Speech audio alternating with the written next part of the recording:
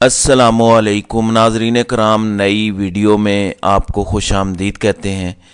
ایک جنگ تو صدر عارف علوی نے چھیڑ دی ہے۔ جب وزیر اعظم نے انہیں سمری بھیجی کہ اجلاس بلایا جائے تو انہوں نے کہا کہ ہاؤس مکمل نہیں ہے۔ جب ایوان کے اندر نمائندے ہی پورے نہیں ہیں تو پھر کیسے ایک نامکمل اسمبلی کا اجلاس بلایا جائے؟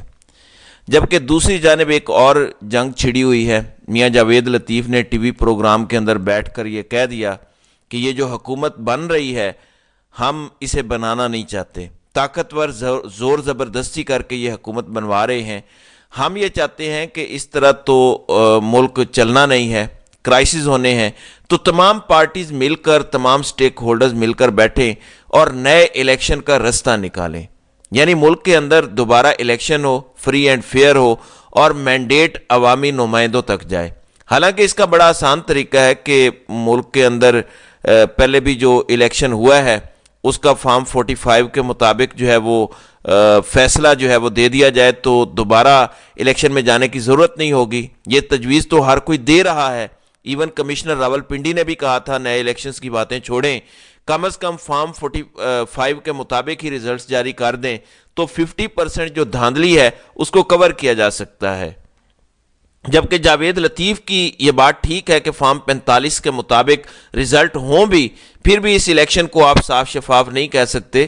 یہ بہت بڑا دھاندلا ہے کہ ایک جماعت کو آپ نے لیول پلینگ فیلڈ نہیں دیا، آپ نے ان سے نشان ہی چھین لیا، آپ نے جعلی ووٹ ڈالے، آپ نے پتہ نہیں کیا کچھ کیا، اس کے باوجود ایک جماعت کلین سویپ کر گئی، 2/3 میجورٹی لے گئی فارم 45 کے مطابق۔ آپ نے جھرلو پھیرا فارم 47 میں، تو ایک دھاندلی زدہ الیکشن بھی پی ٹی آئی جیت چکی ہے۔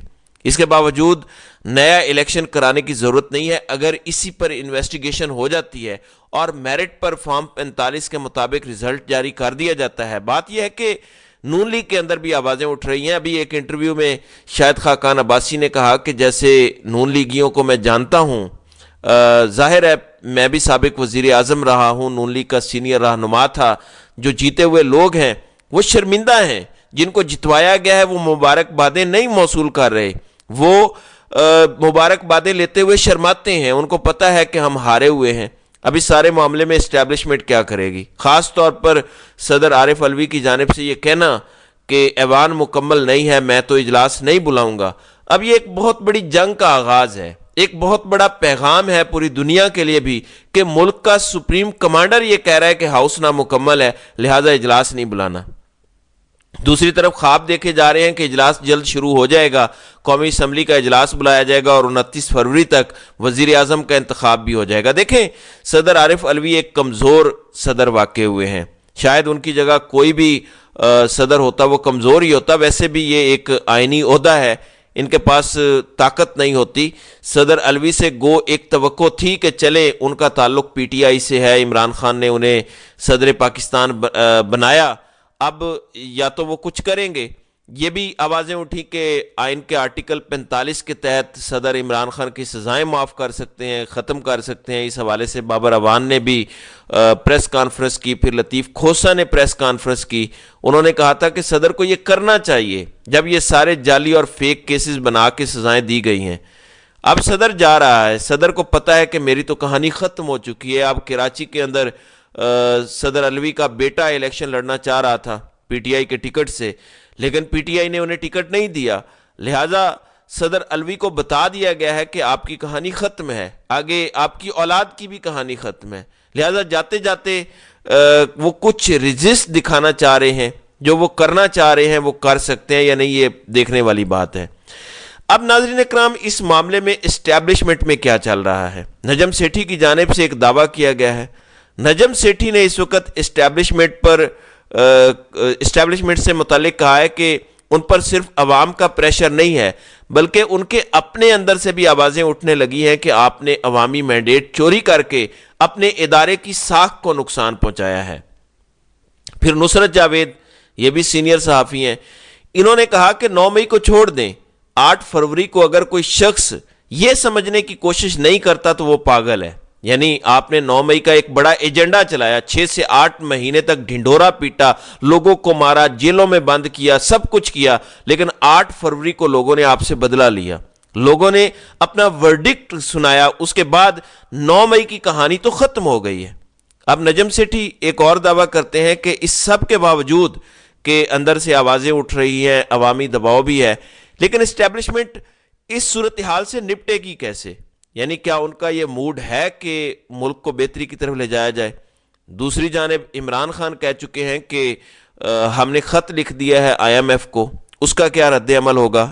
پاکستان کی معیشت نہیں چلے گی، لیکن اس کے باوجود ان کی کیا لائن ہے؟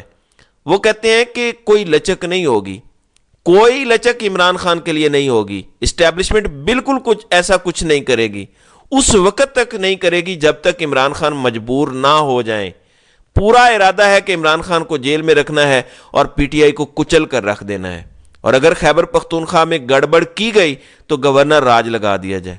یعنی اسٹیبلشمنٹ یہ کہہ رہی ہے کہ ہم اپنے ہی پاکستانیوں کو کچل کر رکھ دیں گے، اپنے ہی پاکستانیوں سے متعلق زیرو ٹالرنس ہے، اور اگر KP میں حکومت بنا کے PTI خوش ہے کہ ہمارے کام چلتے رہیں گے تو پھر ادھر بھی گورنر راج لگا دیا جائے گا، ادھر بھی کچھ نہیں کرنے دیا جائے گا۔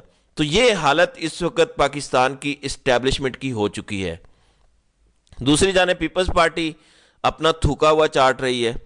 پنجاب سے اس وقت آوازیں اٹھ رہی ہیں کہ زرداری صاحب آپ نے یہ کیا کر دیا ہے، آپ مرکز کے اندر نہ لیں حکومت، لیکن پنجاب کے اندر ہم جو 2-4 وزارتیں جیت کر آئے ہیں، اگر ہمیں وہ وزارتیں نہیں ملیں گی تو ہم کام کیسے کروائیں گے؟ سارے ہارے ہوئے یہاں پہ وزارتیں لے رہے ہیں تو ہم تو پھر جیت کے آئے ہوئے ہیں۔ پھر اب جو نیا فارمولہ ہے اس کے مطابق بتایا یہ جا رہا ہے کہ نون لیگ سے 20 وزراء ہوں گے پنجاب میں پہلے مرحلے میں، جبکہ پیپلز پارٹی سے 2 ہوں گے، کاف لیگ سے بھی 2 ہوں گے، IPP سے 1 وزیر بنائے جانے کا اس وقت امکان ہے۔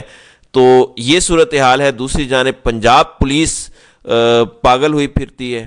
کل ایک ویڈیو آئی، آپ نے دیکھا کہ ایک خاتون کو پولیس والا ٹیکسلا میں تھپڑ مار رہا ہے۔ پھر ایک اور رات کو ویڈیو آئی راولپنڈی کے اندر، پتنگ اڑانے والوں کو پولیس نے پکڑا، بہیمانہ تشدد کیا، کسی کا ہاتھ توڑ دیا، کسی کا بازو توڑ دیا۔ اب یہ ASI شہزاد صاحب تھے جنہیں گرفتار کر لیا گیا ہے، جو ظالم قسم کا شخص ہے جو پولیس کی وردی میں تھا۔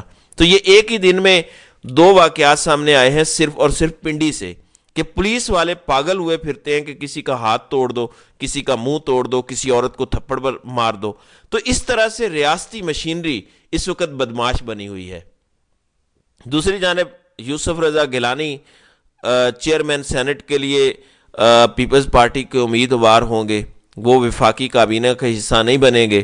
سندھ اور بلوچستان میں جو ہے وہ حکومت بنائیں گے، پنجاب اور خیبر پختونخوا میں پیپلز پارٹی کا گورنر ہوگا، بلوچستان اور سندھ میں نون لیگ کا گورنر ہوگا۔ تو یہ سید نوید قمر کی جانب سے باقاعدہ اس کی تصدیق کی گئی ہے۔ پھر سید اویس قادر شاہ 111 ووٹ لے کر سپیکر سندھ اسمبلی منتخب ہوئے ہیں۔ MKM پاکستان کی صوفیہ شاہ نے 36 ووٹ حاصل کیے۔ سپیکر سندھ اسمبلی کے انتخاب میں مجموعی طور پر 147 اراکین نے حصہ لیا۔ پھر جیو یہ رپورٹ کر رہا ہے کہ آصفہ بھٹو کو NA 196 شداد کوٹ سے ضمنی انتخاب میں جو ہے وہ اتارنے کا فیصلہ ہوا ہے۔ یہاں بلاول جیتے تھے 2 سیٹوں پر، تو 1 سیٹ یہ والی وہ چھوڑیں گے، تو وہاں سے اب آصفہ بھٹو کو نیشنل اسمبلی کا ممبر بنایا جائے گا، اور ان کو اسمبلی میں لانے کی اس وقت تیاری ہو رہی ہے۔ اس وقت اس ساری سچویشن کے اندر سپریم کورٹ کا کردار بڑا اہم ہوگا۔ اب سپریم کورٹ کرتی کیا ہے؟ شیر افضل مروت کی پٹیشن بھی گئی، حالانکہ PTI انتظار کر رہی ہے۔ دیکھیں PTI اس وقت سپریم کورٹ نہیں جا رہی، انڈیویجولی شیر افضل مروت جو ہے وہ سپریم کورٹ گئے ہیں۔ PTI کا پلان یہ ہے کہ جب 11 مارچ کو جسٹس سردار طارق مسعود ریٹائر ہو کر چلے جائیں گے تو اس کے بعد جو 3 رکنی کمیٹی بنتی ہے اس کے اندر منصور علی شاہ، جسٹس منیب اختر اور قاضی فائز عیسیٰ ہوں گے، تو اس وقت سپریم کورٹ میں سچویشن تھوڑی تبدیل ہوگی۔ بینچ بنانے والی ٹیم کسی حد تک آزاد ہوگی، قاضی کے زیر اثر نہیں ہوگی۔ جسٹس منیب اختر کے بھی آپ نے فیصلے دیکھے ہوئے ہیں، منصور علی شاہ نے بھی 2 سے 3 سال تک چیف جسٹس آف پاکستان رہنا ہے، تو ان کو بھی پتہ ہے کہ انہوں نے اپنی لیگسی بنانی ہے۔ جو قاضی نے بیڑا غرق کر دیا ہے، جو اس سے پہلے متنازع جج آئے تھے، لہٰذا انہوں نے PTI کی طرف جھکاؤ کی وجہ سے نہیں بلکہ میرٹ پر سپریم کورٹ کو آئین اور قانون کے مطابق چلانا ہے تو شاید وہ یہ کوشش کریں گے۔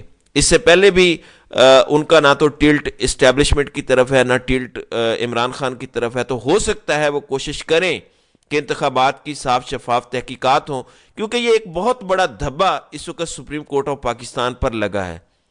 پی ٹی آئی تو انتظار کر رہی ہے کہ سردار طارق مسعود جائیں، اس کے بعد ہم عدالت میں پٹیشن دائر کریں۔ بہرحال سپریم کورٹ اس معاملے میں گیم چینجر ثابت ہو سکتی ہے، حالانکہ پاکستانیوں کو سپریم کورٹ سے کوئی زیادہ امیدیں نہیں ہیں۔ اگر آپ کو لگتا ہے کہ سارا کچھ سموتھلی ہوگا اور حکومتیں بن جائیں گی، تو مجھے ایسا ہوتا دکھائی نہیں دے رہا۔ اگر اسٹیبلشمنٹ ڈٹی ہوئی ہے، اگر اسٹیبلشمنٹ اپنے تکبر اور آکڑ میں ہے، تو دوسری طرف عمران خان بھی کوئی جھکا ہوا نہیں، یا پی ٹی آئی بھی کوئی کسی کو فری ہینڈ دینے کو تیار نہیں ہے۔ اسمبلیوں کے اندر، اسمبلیوں کے باہر ان کا چلنا مشکل ہو جائے گا، اور اس کی پہلی اگزامپل آپ نے پنجاب اسمبلی میں دیکھ لی ہے۔